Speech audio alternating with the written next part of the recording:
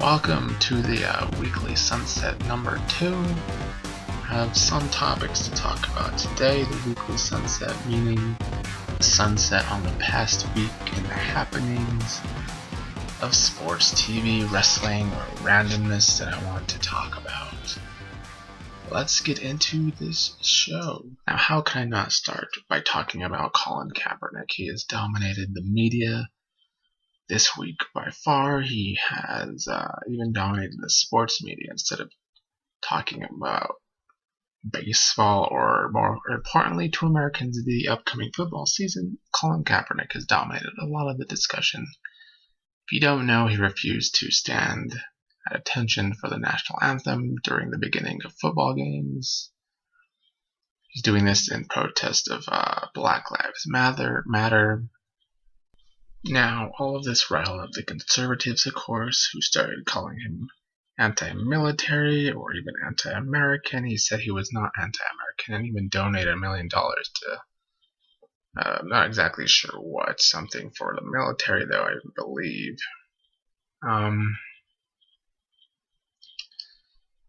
Now, one thing he probably went too far is he wore these socks at practice that had, it was about the cops, that had pictures of cops that looked like pigs. So yeah, and some of the cops did not like that. They said they had hurt feelings and they threatened to stop working the San Francisco 49er games. I'm a very technical person, and since technically the military is fighting for our rights that everybody says that they are doing, the conservatives especially, then that gives him the right to choose if he wants to sit or stand. So I think it's been blown out of proportion, and it's not like black people could win, because if they're having a violent protest, which they shouldn't, of course, but if they are, then it's so terrible. But even if they're having a peaceful protest like this, I guess it's also so terrible and so wrong. But it's not anti-American. In fact, it's so American that it is what makes America America. Because if you weren't free to do these things, everybody would have to stand for the national anthem. I mean, hell, in North Korea, one of the people in the political process was just killed for falling asleep during a meeting. So, I mean, good thing we're not getting killed if we're not standing for the national anthem, right? People, I guess, should more be talking about if he's even going to be starting this year for the 49ers. He and Blaine Gabbert are going for the job. It seems like Blaine Gabbert is going to get the starting job, which I think is the wrong decision. It's not like Blaine Gabbert is good, because he's not. It's not like Blaine Gabbert is decent, because he's not. And I know Colin Kaepernick has struggled a lot,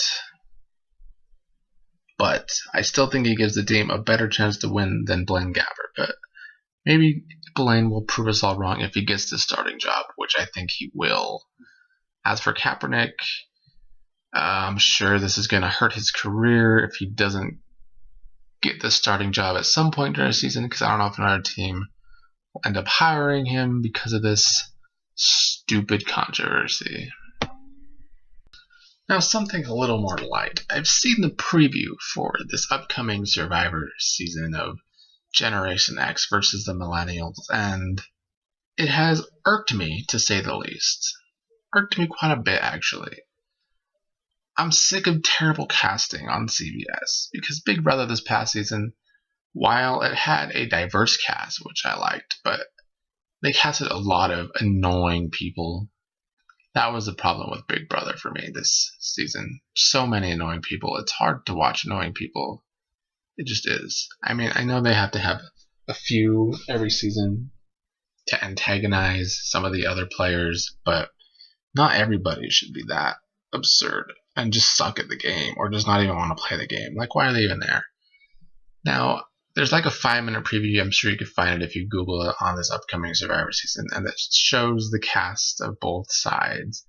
Now, on Gen X, they've casted a bunch of fit older people. Not everybody is, but the majority of them are fit older people. And then for the millennials, they have casted a bunch of basically just nerds, it seems like. So it's basically fit people versus nerds, and God knows Survivor challenges are mostly physical. Unlike, well, even Big Brother these days, it seems like the majority of the things they have to do are physical rather than mental. And Survivor is pretty much, I'd say 85% or even more, that the challenges are physical. So I feel like they're just setting this up for the millennials to have a bunch of problems. And who wants to watch that? I might be hypercritical of that. I do plan on reviewing Survivor in a video form this year. Hopefully not by myself like all these other videos. I'm hoping that there will be a second person, so it will hopefully be more entertaining than just me. So yeah, I'm hoping that the season is better than this preview is making it out to look, in my opinion.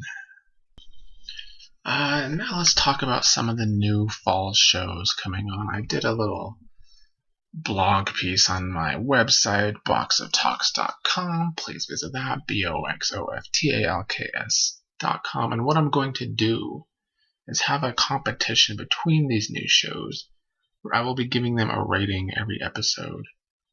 I'm not going to watch all the new shows because there's a lot, but I'm going to watch the ones that at least had a decent enough intrigue factor for me. I think there's 24 of them, which is too much, but the thing is I'm not going to continue to watch all of them because they're going to be in a competition with each other. And I will explain more on this competition this week, so do look out for that on the website.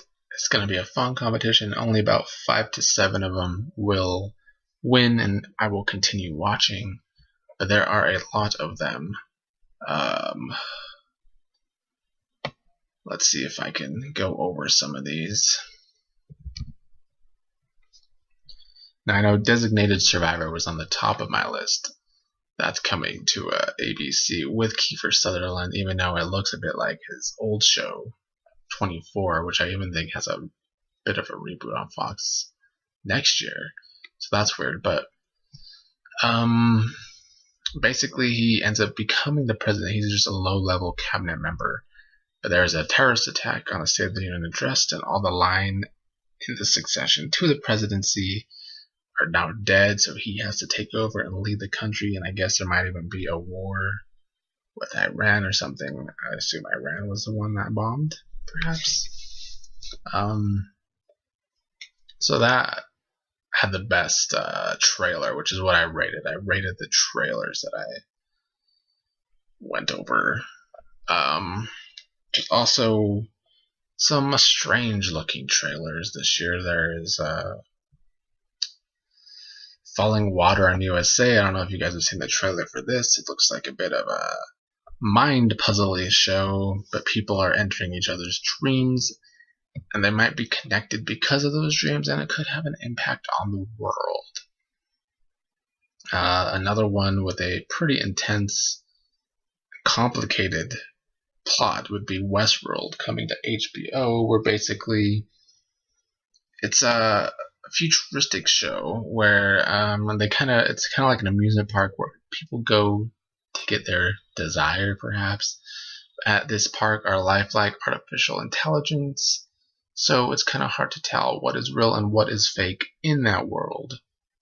But it should be intriguing. I think I might have a hard time really getting into that show, but we'll see. There's also Frequency on the CW. That's an old movie from like 2000 or something, but the preview looked really good, and this is also on NBC. I think will be a hit. The trailer following the lives of many people, and somehow I guess their lives are going to intertwine, so that should be good. Of course, Marvel has Luke Cage, another show on Netflix coming. The Crown will also come on Netflix later in the year, in November. Sure, those two shows will be good. Some of the ones that were on the bottom of my list were stuff like, well, Fox shows, because Fox is a failure a lot. They have a Lethal Weapon show, which is like the old Lethal Weapon movies, but it won't be as good as freaking Mel Gibson and Danny Glover. That just ain't gonna happen. The preview don't look all that great, and then they have Pitch, which is like supposedly about a first female MLB player. I don't know how they're gonna stretch that out into a whole season. And then there's the new Kevin James show, Kevin Can Wait. That barely made my cut. I don't think it's going to be good. but maybe it'll prove me wrong. And speaking of a lot of these sitcoms, that brings me to my next subject. Why would anybody put an obnoxious laugh track in their TV show? I mean, for real. It's just so extreme that it takes a person out of the moment, because it's just like even if it's just a weak joke, the laugh track will be like, ha ha ha ha ha ha ha ha. Now, shows with the real studio audience, which I'm surprised to learn a lot of shows still do, like The Big Bang Theory, because those audiences don't sound real to me. But shows back in the day, like Friends and Roseanne and King of Queens and Prince of Bel-Air, they had real audiences that would laugh when things were actually funny, because most of the time things on those shows were actually funny. Unlike sitcoms nowadays, the best sitcoms nowadays have no laugh track, thanks to Arrested Development, really. But Modern Family 2 is another one. There's plenty of them, and those just end up coming up better because they don't have these fake laughs ruining a moment. And I get that they might want to try and make the moment funnier than it is, but since it's not funny, it just comes off as really stupid and pretty annoying, because it's just not funny. I guess last but not least, I will talk about the MLB standings like I did last week. Not too much has changed. The Rockies had a good week though, so that was nice. They had I don't think they caught too much ground on the wild card, but we'll get to that in a second. In the American League, in the East, Toronto is still on top. Boston still a game back. Baltimore 3 games back. It's looking like Toronto might be able to do this, but Boston's still fighting for that spot. In the Central, Cleveland is ahead, and then there's Detroit and Kansas City. I do think Cleveland is definitely going to take the Central, but who knows, maybe Detroit will have some kind of epic push to the end. There's only a month left. Texas definitely going to win the West. Houston and Seattle are getting too far out. In the National League, Nationals, pretty much the National League is locked up. Washington's going to win the East. The Cubbies are going to win the Central. And, I don't know if the West is locked up, because the Dodgers only have a 2-game lead over the Giants, so the Giants still could come back, even though they've been playing some pretty bad baseball for the most part. The wild card. In the East, it's very, very tight, man. Boston right now is in the wild card, as well as there's a 2-way tie between Baltimore and Detroit to be the second wild card team.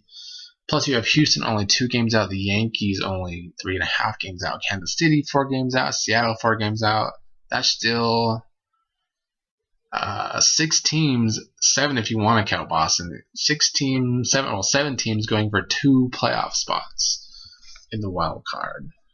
With only a month to go, that is fun right there. The National League, the Giants right now are the first team in. They're 1.5 games ahead of the Cardinals, who are the second team in. Then you have the Mets 2 games out, Pittsburgh 2.5 games out, Miami 3 games out, and then the Rockies 5.5 games out. The Rockies still being the long shot. Maybe they will have some kind of miracle like 2007 and make the playoffs, but I don't know. It's pretty tight. So, yes, only a month to go in the baseball season before the good old baseball playoffs. Okay, well, that is all I got for this week's Weekly Sunset. And I'm going to start trying to do a little more sports videos. Since the football season is coming up, maybe I'll do predictions or something. College football is going on right now as I am doing this podcast. And baseball playoffs, like I said, coming up in a month. So a lot of things in sports. October is definitely the best month of sports because you got the football season in full swing, you got the baseball playoffs, you got hockey starting, and basketball, but I don't like basketball. But that's starting too in October. But anyway, it's September now, so I'll see what I could do for that. Thank you for watching.